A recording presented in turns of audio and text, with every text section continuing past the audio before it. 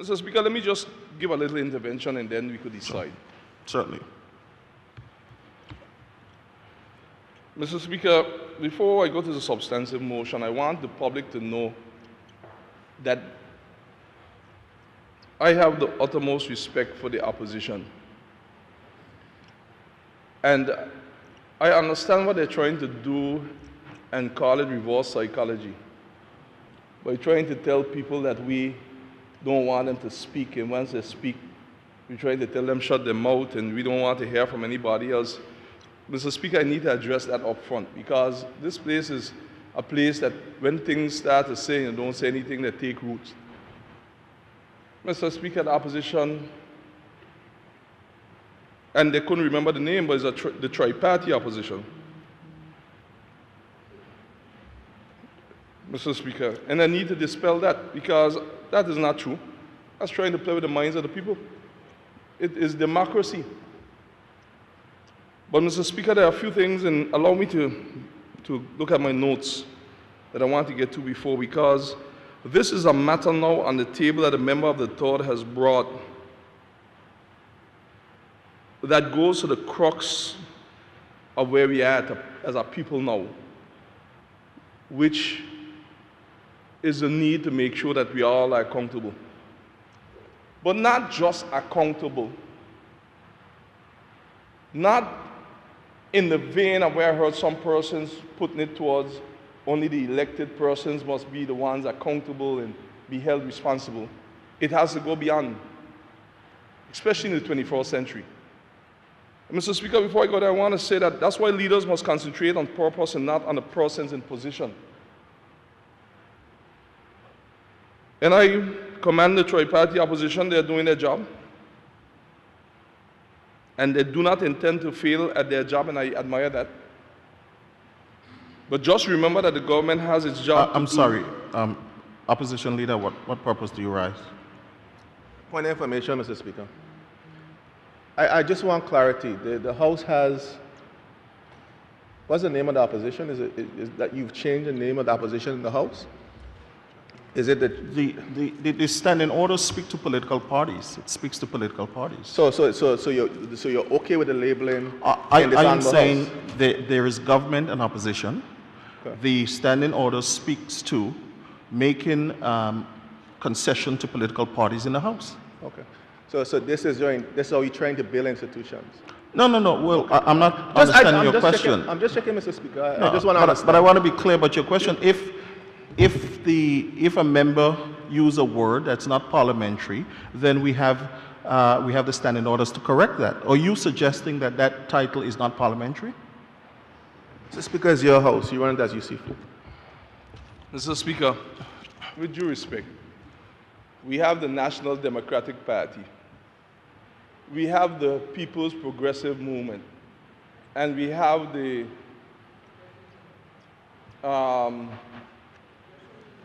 what's the third one again? The Progressive United, People's Progressive United.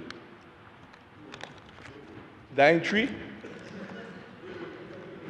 I'm here, so I cannot sit here and allow the Premier to change the name of our entire institution. And if he wants to know the name of my party, I could tell him the name is Progressives United, PU. So let me hear you say Progressives United before you get up. Progressives United. United. Now you could say it. Thank you. Got it. Pass the test. Good.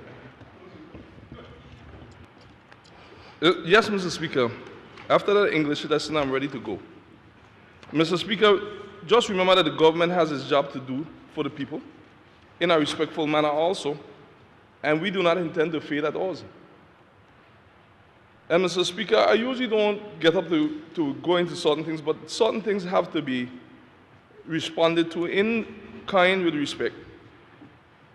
Because the opposition said that that things are on the agenda that are not COVID-19 related, but yet brought a motion to reprimand the governor, then proceed to debate by throwing words after the sitting government, as if we were the ones or are the ones who brought the motion and are after the governor.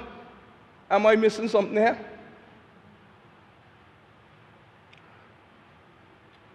Mr. Speaker, building this institution is very important, but it's interesting to listen to some of what we heard today, especially knowing that the government seemed to have that the opposition seemed to have the selective memory, and that up to 2019, most of them over there were here for 12 of the last 16 years. So, Mr. Speaker, what I can't fathom today while I was sitting listening, I didn't mind all they were saying, but based on the motion, I can't imagine that the opposition has brought a motion asking to reprimand the governor and trying to turn the debate on the government of the day with some of most of their input into the motion. Mr. Speaker, that is why we have to go into true institution building and not selective memory. Because we want persons to remember certain things, but it was the same opposition who called a minister of finance an emperor without clothes.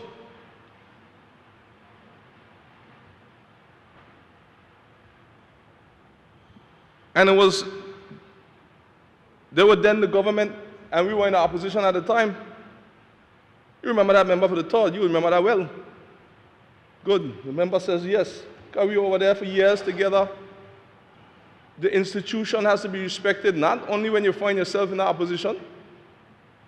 But I have one other, and then I'll move on, because this one was interesting to me. And I remember it because it has been etched in the inside corners of my brain, and I can't get it out, because it always comes back. But I remember sitting with a member of the third in the opposition for many years and heard another member of the opposition who is speaking heavily about respect of the institution and where we have failed, and I agree. But I remember that member calling the then Minister of Finance a waste of time in the floor, cannot handle the post, needs to give up the Ministry of Finance, and he stated who to turn it over to. I'm sorry. Mr. Speaker. Member for the second. Mr. Speaker, on What a reason point you- of information, the truth and lies can go together, just like the God and the devil don't go together. Mr. Speaker, if the Premier is going to make statements, he needs to pull the record or show me where I said what I said, Mr. Speaker.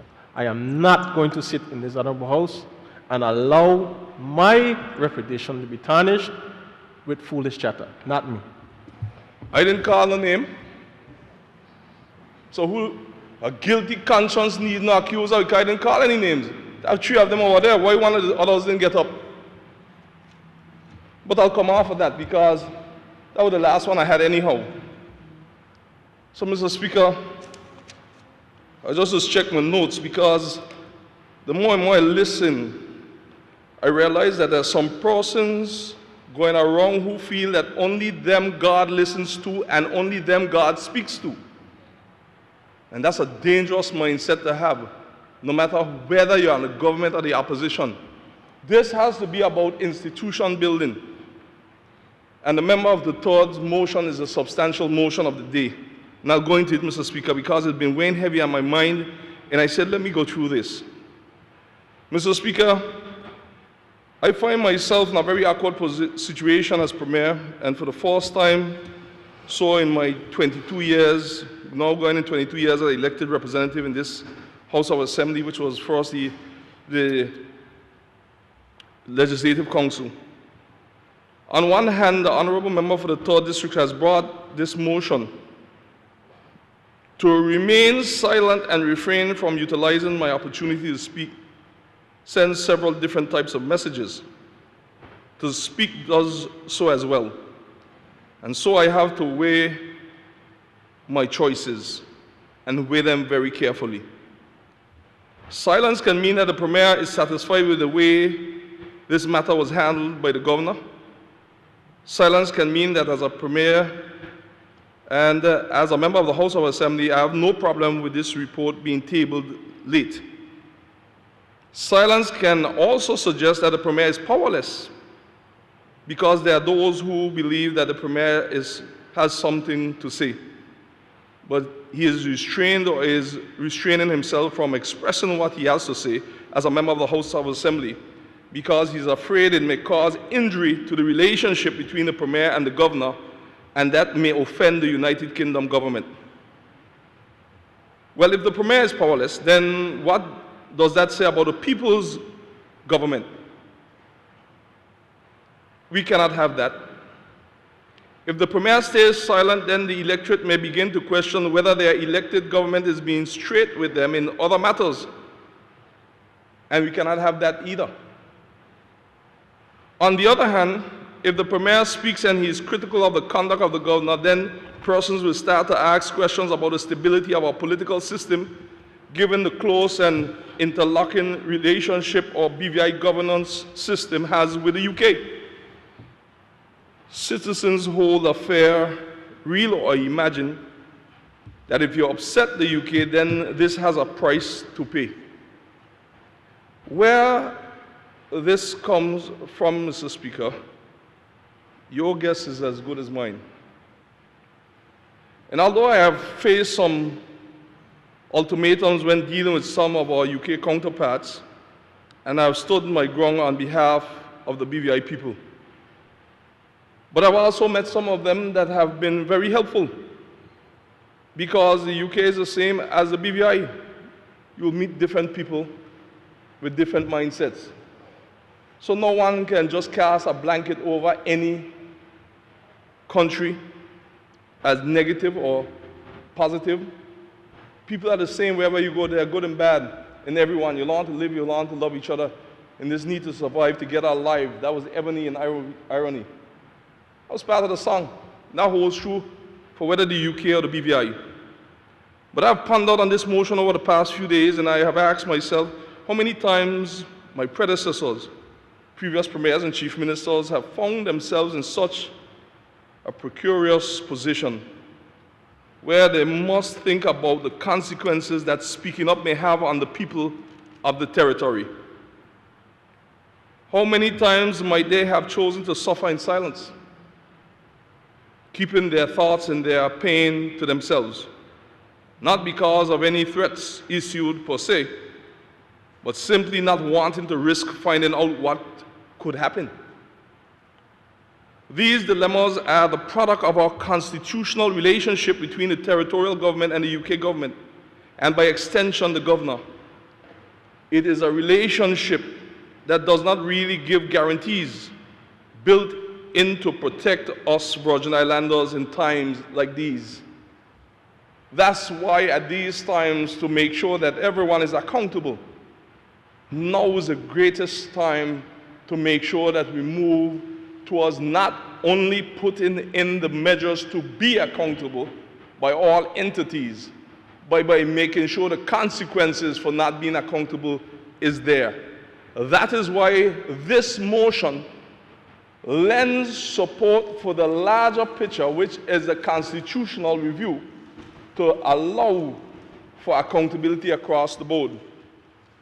These dilemmas, Mr. Speaker, are products of our constitutional relationship, and we must make sure that we get the right byproducts out of this product. How many times in my 15 months as Premier have felt infringed upon, but have been bound to silence because of constitutional provisions and the issue of confidentiality in the interactions between the Governor and the Premier? Under our present framework, I cannot tell a soul the answer to this question, not even my dear wife. Can I answer that too? So we need a solution. Mr. Speaker, the relationship between the Governor and the Premier, and indeed also many other officers and officials in our governance system, including the ministers and senior public officers, is one that is bound by confidentiality. Correspondences and discussions between the Governor and these officials are therefore not supposed to be disclosed in the public domain. Now, this again has put the Premier in an awkward position, because on one hand, His Excellency made certain statements to the public suggesting that with him having brought the Auditor General's report on government's financing of BVI Airways direct flights to Miami to Cabinet when he did, that there was nothing stopping the Premier from bringing it to the House of Assembly before the expiry of the 3-month statutory deadline given in the Audit Act number 13 of 2003. And that was not accurate. Some information made it into the public domain where His Excellency said that the date on which he received the report is 7 February 2020 and not 27 January 2020. This means the governor would have been working with a statutory deadline of 7 May 2020. And may I point out that with whatever exchanges took place between the governor and I leading up to these public statements, as Premier, I could not tell the public. But I do wish that the public could be told all the facts. Nevertheless, His Excellency was able to go to the public and make his statements. And it was only after he had put the matter into the public domain at the press conference that I could have come forward to tell my side of what had been happening. But I do not want to digress. The governor has stated as in fraud, would have been working with a statutory deadline of 7th May 2020 and not 27th April for the report to reach the House of Assembly. Firstly, this only reduces the period that this report is overdue by 11 days, but it would be late nonetheless. Secondly, the conduct of the business of the House of Assembly is guided by the standing orders. Section 8 of the standing orders of the House of Assembly stipulates that a minimum of 10 days' notice must be given to members of the House of Assembly before any meeting of the House. This is for good governance because members must have ample notice of when the House will sit and what will be the business for the sitting so that they can present and adequately prepare.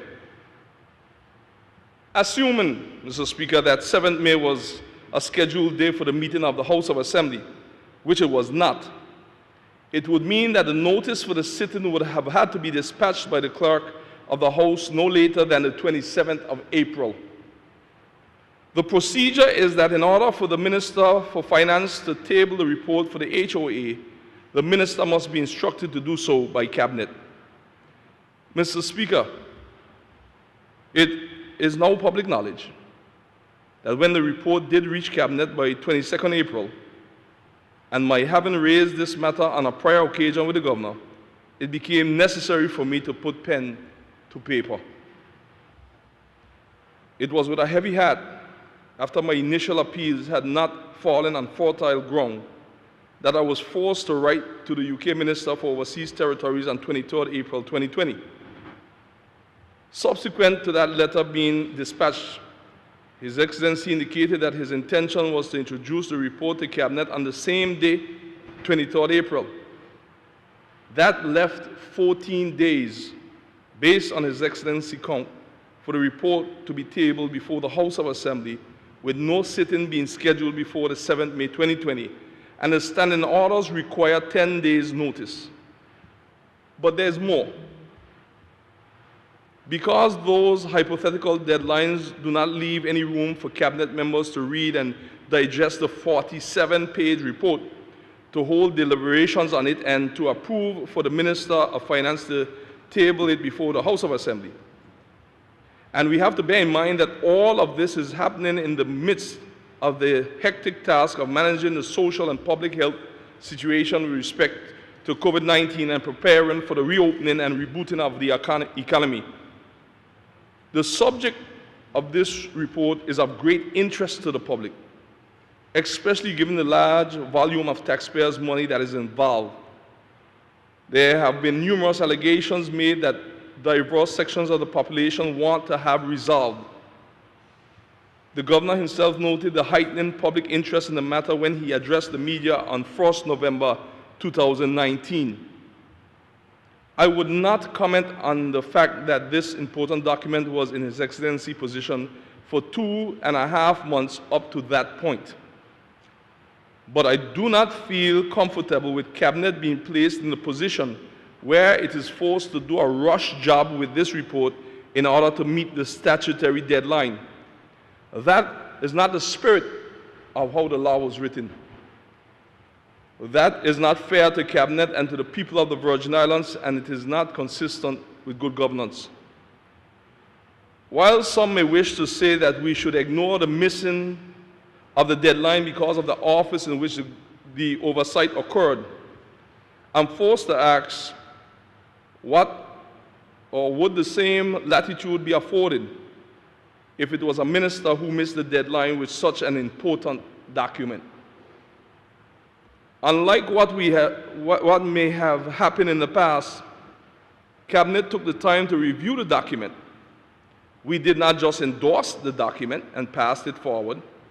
We referred certain issues to the Attorney General, the Financial Secretary, and others, so that lessons will be learned from what happened. Mr. Speaker, sir, there were obviously some correspondence exchanged between the Governor and I in which various interpretations of the Act were put forward. Some constitutional issues were also raised, and I'll get to those constitutional areas, not what was raised, but why this whole matter raises the need for constitutional review, but is not the main thrust of why we need constitutional review, but it helps in terms of adding on another dimension why it's time for constitutional review. May I say that it came to a point where there was one interpretation, and then on the other hand there was a different interpretation, and the discussions just went into circles. It is not the first time that I found myself as Premier holding one interpretation on a major national matter, and His Excellency holding a different view. And everything just goes into suspended animation. There are times when we look to the Constitution, and some areas are either broadly worded or there are outright gaps. And this makes a strong case, as I continue to say, for a review of the Constitution to clarify certain ambiguities and to close off certain gaps so that we do not have problems with identifying the boundaries. Mr. Speaker, about myself and the Governor, I can say that we are both two focused people. One of us is elected by the people of the Virgin Islands, and the other is appointed by Her Majesty the Queen through the UK government. We both have to work with the public service, which is the constant for the continuity of government. Governors come and go, ministers come and go, premiers come and go. And therefore, what I would like to see coming out of this exercise is not just that we talk and that we point fingers, but that we find real solutions to persistent problems and the relative consequences. We need a system that provides the highest level of accountability on all fronts. That's why we recognize that we need a Minister's Code, and this government didn't just talk about Minister's Code. We put it in place and working on it, and we will be bringing it very soon. But not just for ministers, but for all elected. And there will be also a code come for those in the public service so that we conduct ourselves in an accountable manner. We don't need anyone to tell us this. We have to do it. But I must also say that our maturity must be one in which now that we have reached to such a level that we cannot just focus on us. We also have to focus on a governor's code in the 21st century. Because we cannot have the mindset that we must always be the one doing as told, which has its part to play. But we must also know that all of us will be operating from the same chart that says, these are your responsibilities in the 21st century, these are your powers in the 21st century, these are the authority you have in the 21st century, but these are also the consequences in the 21st century and going into the next century. And that must be elevated beyond elected members and public officers.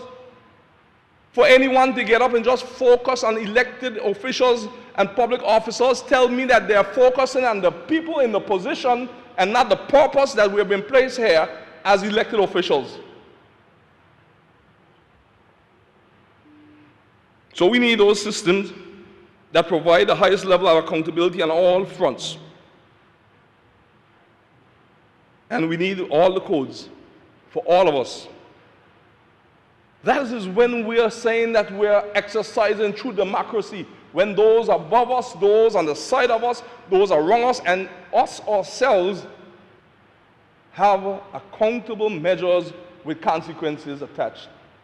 The question is, even if we go with the motion, what are the consequences? Is it stated in the Constitution? Should it be stated in the Constitution? If the ministers do not perform, what are the consequences?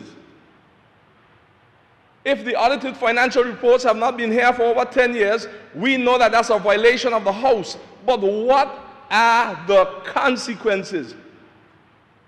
We know what are the repercussions that the country suffer.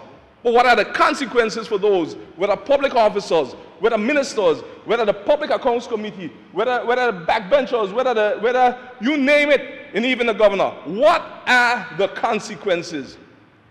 And if we're going to have rules and you're going to have regulations, but you don't have consequences, then it's an exercise in futility. Can I tell you that all of us in here have children, godchildren, who look up to us, and if they find out that we are only talking all the time and don't find one time where we could discipline them after a while, they're not going to take us on?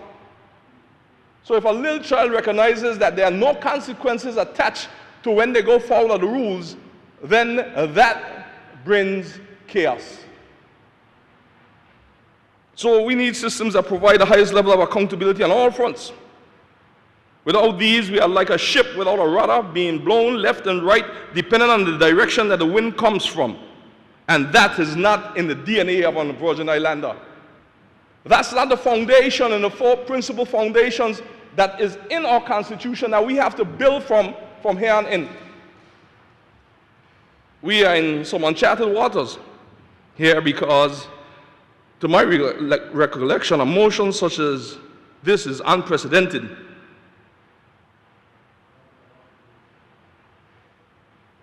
But through the chair, I would like to request from the Honourable Attorney General, anytime he gets a chance, to give us the full opinion, because it'll be interesting to have. And this is not to question the sovereignty of this Honourable House of Assembly. And for sure, it's not to cast any aspersion on the motion brought by the Honourable Member for the 3rd District, who, like most Virgin Islanders, want the assurance that there's good governance. But I would like to know, with a legal opinion, what the Constitution and the law would have to say if this motion is agreed to and passed by the House of Assembly. And likewise, what will be our action if it doesn't? The motion speaks about reprimanding the governor. And this is a motion brought by the member of the 3rd District. If the motion should pass, what form does the reprimand take? Is it a letter? Is it sent only to His Excellency, or must we also copy the Minister for Overseas Territories? Do we copy the Honourable Prime Minister of the UK? Or should we also notify Her Majesty? Because we are talking about something that is serious enough to warrant a House of Assembly reprimanding a UK governor. That is what the motion is saying. Or is it that the House will just make a declaration and that will be the end of that? Or is it that this will just be a talk shop? What should we expect to happen after this reprimand if it's issued? What if there's no acknowledgement of the reprimand either by His Excellency or any of his higher-ups? Then the House of Assembly would have been made a mockery of. Will there be some further steps, or is it that the House will just remain with egg on its face? I'm asking because we are in uncharted waters, and I do not want this House to be engaged in anything that amounts to an act of infidelity or which brings embarrassment to this House. We need some objective answers, not subjective ones.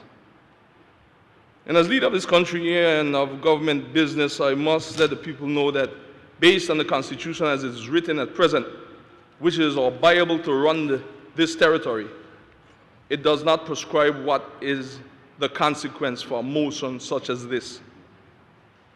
I guess I'll clarify by saying that my interpretation of the Constitution and my research states that it does not prescribe what is the consequence for a motion such as this. And we have to ensure that our actions are consistent in accordance to the law and the Constitution. So I'm happy that we are maturing to move to another stage of a constitutional review. And I can say that I'm not happy, though, that the deadline set in the Audit Act for special reports of the Auditor General to be brought to the House of Assembly was missed. We are clear that this was not the fault of your government. There are several constitutional questions that need to be addressed, both in the general context of how public business is conducted and also with respect to the mechanics of this motion. That's why I would very much like for the legal opinion by the AG and others to be provided to this Honourable House on the question I've raised with regards to how this matter would proceed if the motion carries and is passed, and also what would be our action if it doesn't. May I also add that in the event the motion carries and there is no acknowledgement by His Excellency or His High Office of the reprimand, what options for redress would be available to this Honourable House? Are these options consistent with what we have in the Constitution? Or would they be consistent with what we have in the Constitution? Or are they in the Constitution at all? Is a question we have to ask as elected members. And those are some of the key issues that must be addressed before this debate is finished, of notes that I've made. The last constitutional review, we had a chance to get the public service under the ministers, but my side blocked them. I was for it, but it was blocked. But it tells us why we need to get involved in actions where we don't plan a government based on who is in, but based on who is coming in. We cannot plan for ourselves and look that we're in the opposition, so when we do a constitutional review, let's have a mindset to stop the government. If that's the foundation in which you're doing a constitutional review, then you have failed the people and you're putting us further back than where we have come forward in the last 400 years. Likewise, it cannot be the mindset of a government that I'm going to put things in that constitution to make sure that I stay in power forever. Because you will never stay in power forever. And that cannot be the mindset and the foundation of which you're doing a constitutional review. You cannot do it based on who is elected now. You have to do it based on who is coming in and who will be coming in and who will be coming in. And how do we advance as a people while respecting our basic human rights? That is what constitutional review is about. And we are fighting from 400 years behind. And that's why we must operate as a people with a higher standard, so that when we forge forward, no one can look at us negatively. When we ourselves look at each other negatively, it tells me that we don't understand what we have done as a people. And we are still of the mindset that unless someone comes from away and tell us to get it right, that we don't want to get it right, that tells me that we have not matured mentally. That tells me that we are free from the physical that we are in, but we are still enslaved in our minds. And that's not to disrespect anyone, that's just the facts. So we have to forge ahead when no one can look at us negatively. And when a new constitution is written, we must ensure that it has best practices to ensure we all abide by it, from the governor down or across. That is why I wrote to the governor last week, signal what I signaled to him, letting him to know it was time for the constitutional review. And that's why I called the leader of the opposition. And we had fruitful discussions. Don't mind today he came and he didn't speak to the motion direct, but he got his message out. And we had fruitful discussions. He gave suggestions on the way forward, and we both agreed on one main thing, that this is going to transcend political parties. It's going to transcend all life in politics. So let us put the politics behind of us and put the needs of the people in front of us. You see, when America did their constitution, they said equal rights and justice for all. But look at what's happening in America right now. It is because they left out a certain class. And with our constitutional review, we must get this right. So from the smallest child needs to start to think on, how do I want to see the BVI in the next 40 years? What will be my input? It cannot be that I'm going to speak about the constitutional review because I want the Virginians Party out of power, so let me move in that direction. Then you are acting based on people and not purpose. Because we're going to go at some time. The last time I checked, can I tell you that Dr. D. Orlando Smith was in this seat? The late Ralph O'Neill was in this seat? The late Willard Whitney, Dr. Willard Whitney, now Minister of Education's grandfather was in this seat. The late H.L. Stout was in this seat. That tells me that no matter how hard you try, you're going. The question is, what have you done while you're here to make sure generations to come can make it? There's an old man in Caribbean, he died now, and he told me something. He said, Fahie, never work worrying about what policies you put in so you could live by while you're in. Worry about when you put them in, if you could live by them when you come out. And he said, once you keep that in your mindset, and you keep that front and foremost in your mind, it will help you in your political career from here on in. And that was about 2002, 2003.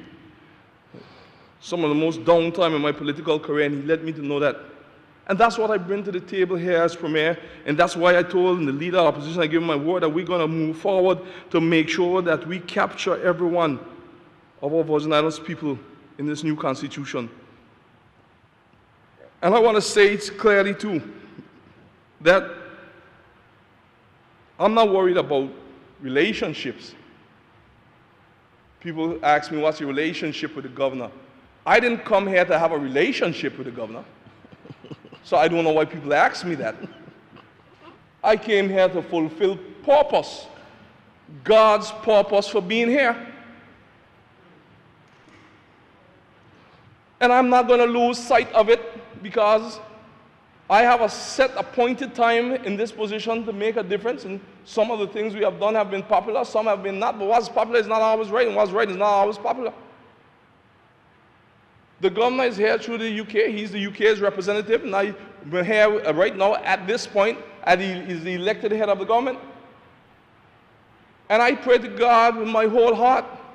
I hear those who make fun of me when I talk about God, but I sit down and I smile because I had to go read Noah to understand how to deal with those who feel that they have the only rights to God because they're going to church more than anybody else.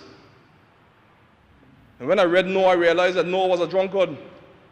And I asked myself, when I read the Bible, I asked myself, why did the Lord use a drunkard? And it had to have pastors during that time. They had to have evangelists during that time. They had to have prayer warriors during that time. It had to have praise warriors and praisers during that time. Why he used a drunkard? And I realized as I read on, it's because his heart was pure.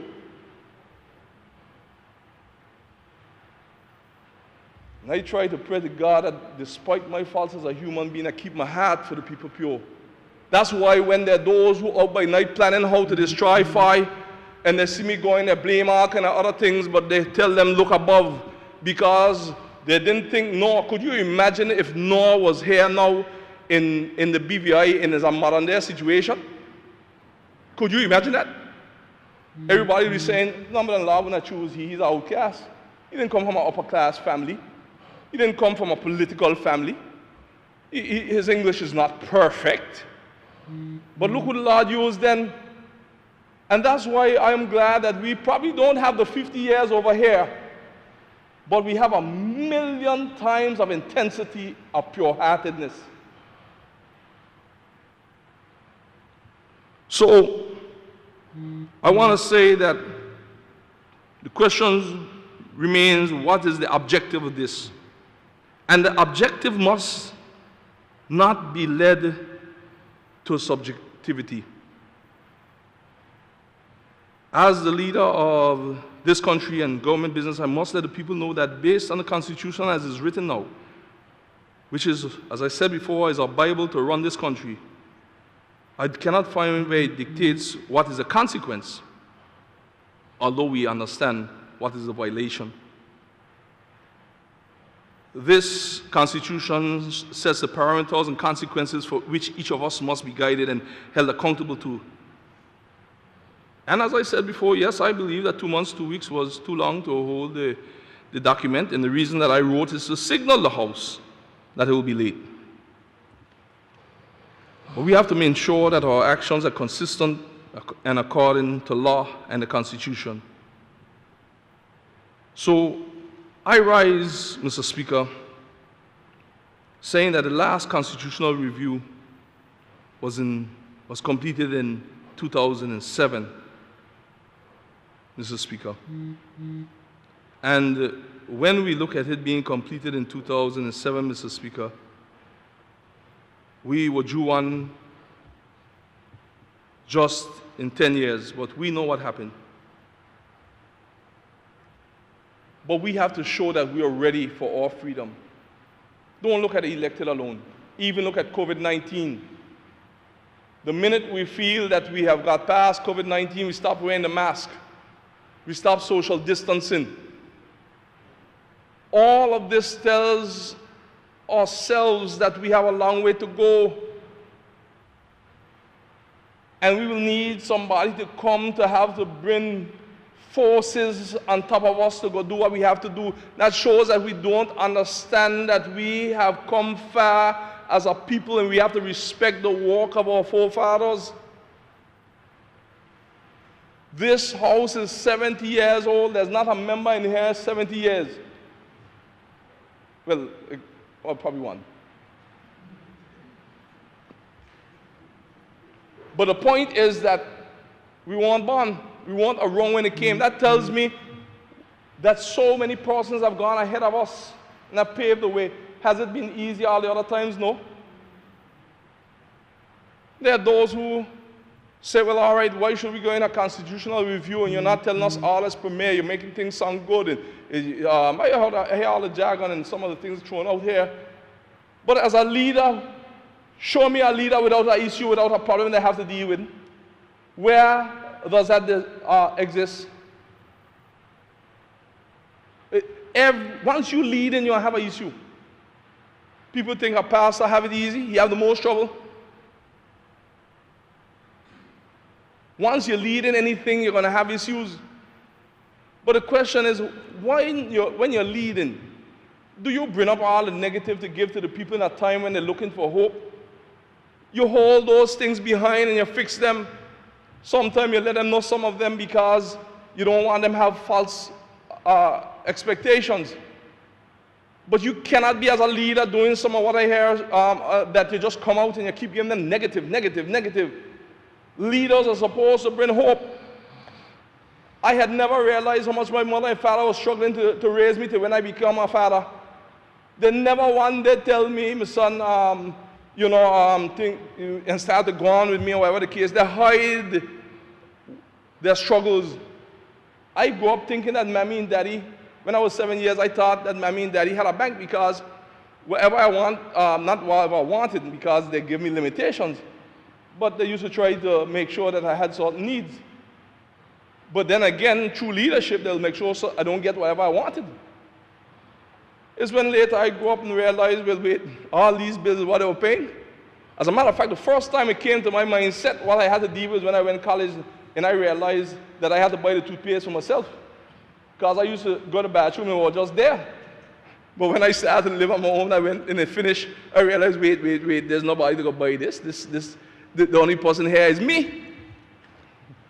And then some heavy sense of responsibility came because they pushed me out of the nest and tell me, go on your own.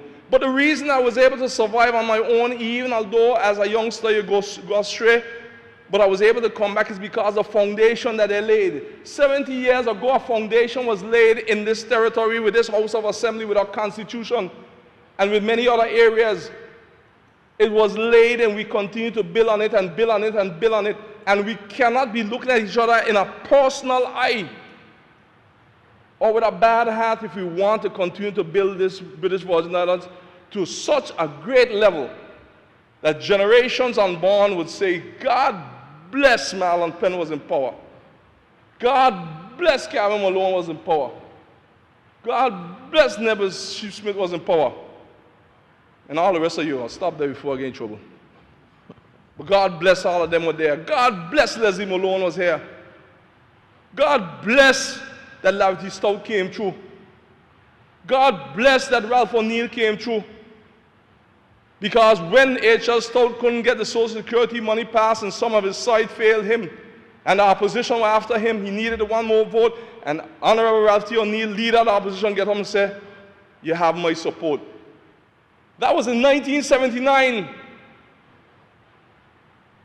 And they didn't have a clue of what they were doing at that time. They thought, they knew they were doing something good from the pureness of heart, but it has come to help save us in COVID-19 in 2020.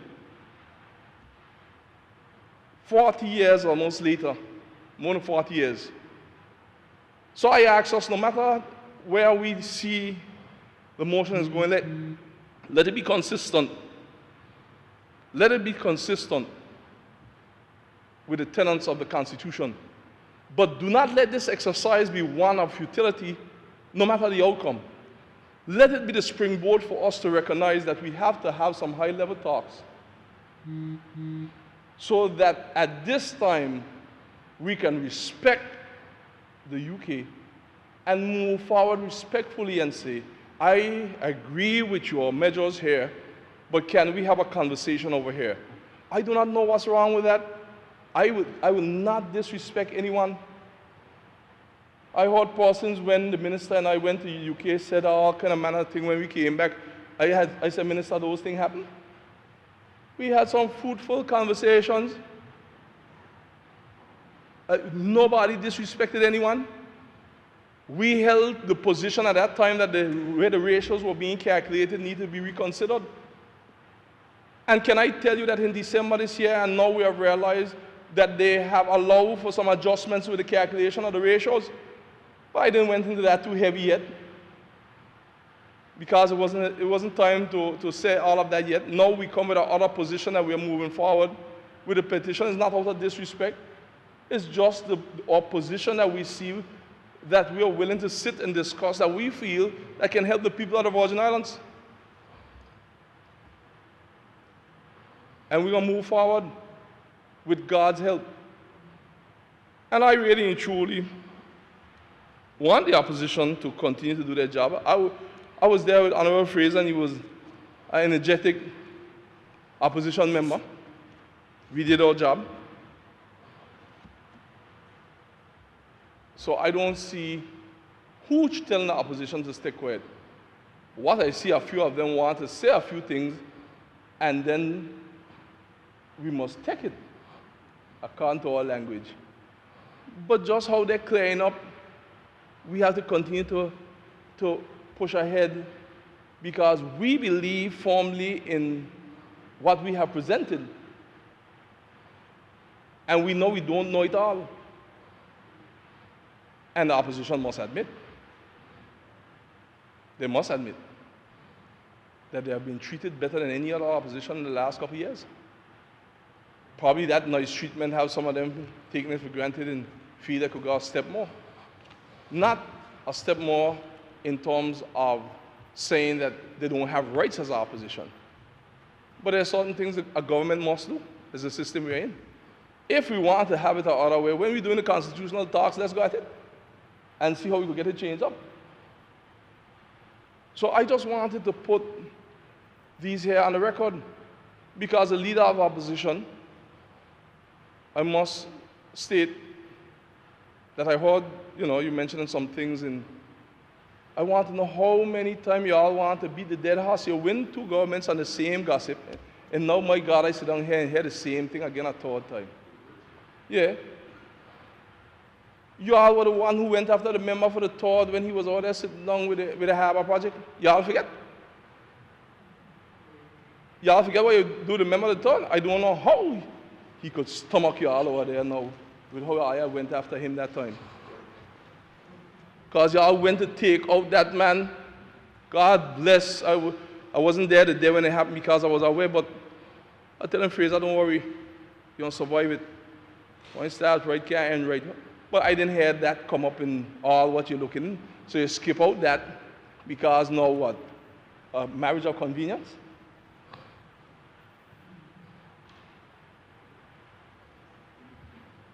So I just needed to highlight those, and I want the public to know which the leader of opposition can said. We have invited the opposition to the meetings. The leader of opposition came to all. There were a few didn't come because the last message I get, I don't know if it was accurate, said that they didn't want to be contaminated. There were some that didn't come to none at all. But yet when you hear the talk, you'll think that we didn't try to inform from the get-go. But I can stand here and say the leader of opposition came to all. Even the member of the fourth were there a couple of times. Right there front and center. This is a pandemic. And while we understand that everyone has a role to play, this motion now was not dealing with COVID-19. And we allowed it to come in. And I'm glad because it shows our maturity.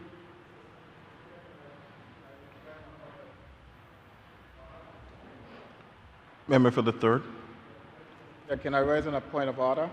This is the second time I heard the Premier mention the fact that this motion is unrelated to the pandemic. But the Speaker, Mr. Speaker, the Premier has to be honest in his dealing with this motion.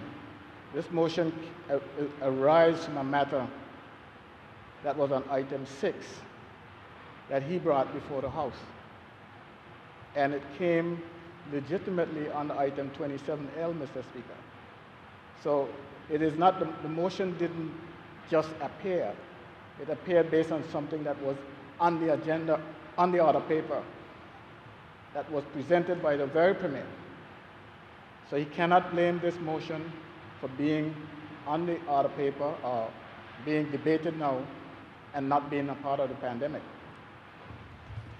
Mr. Speaker, I have big man, the member correct. Unlike the opposition, I just say when they're correct. He's correct. It came a result of laying it on the table, but then we were in a catch-22. Because if we didn't bring it, we'd have said that they further passed the deadline when they had a House meeting. Because the law says, at the next convenient sitting, it didn't say the next COVID-19 or OMA sitting, it said the next convenient sitting, whether emergency or otherwise. So I was following the law on that. But in terms of the nuances of it, the member is correct. Yes, it was on the other paper. But could you imagine if we had missed this sitting with this report and didn't bring it? The other side would have been there saying, but look, they made all this noise and they didn't bring it. So it was a catch-22, but I'll take the point. So, Mr. Speaker, I want to thank the House for these words. I think that I don't know how we're going to do it, Mr. Speaker. We will need some legal opinions here. We need them. And I know the mover of the motion may not like to hear this, but for us to make a determination on this motion without the legal opinions in our hands, Mr. Speaker, is going down a slippery slope. I have never heard a man get sentenced first and then the review of the case come after. We need legal opinion. So, Mr. Speaker, I don't know how you're going to work it. You asked me, Premier, what we're going to do. Well, we have to find how to if the mover of the motion will allow for these legal opinions to come in. And then we finish the debate with those in our hands. And then after that, we move towards the bigger picture, or a picture of equal proportion, I would say. What is bigger? The constitutional review. Not to go after a governor, not to go after a minister. That's not what the constitutional review is about at all, so I hope no one will get that impression. But there are a lot of gray areas and a lot of gaps that need addressing to allow us to be able to continue to advance in our political and constitutional advancement that our forefathers have started. We have continued a few times, and even in 2007, we have continued even some more. So, Mr. Speaker, with that in mind, I thank you, but that is my position. And I hope, Mr. Speaker, that somewhere through the standing orders and the whole area, you will be able to find that balance with what is being requested. Because this has nothing to do with a governor, nothing to do with a premier. It has to do with the bigger picture of us advancing towards constitutional review and making sure that we hold everyone this time accountable. But the consequences are also attached. Because everyone is free to do what you want, but you're not free from the consequences of your actions. Thank you, Mr. Speaker. Thank you, the Premier and Leader of Government Business.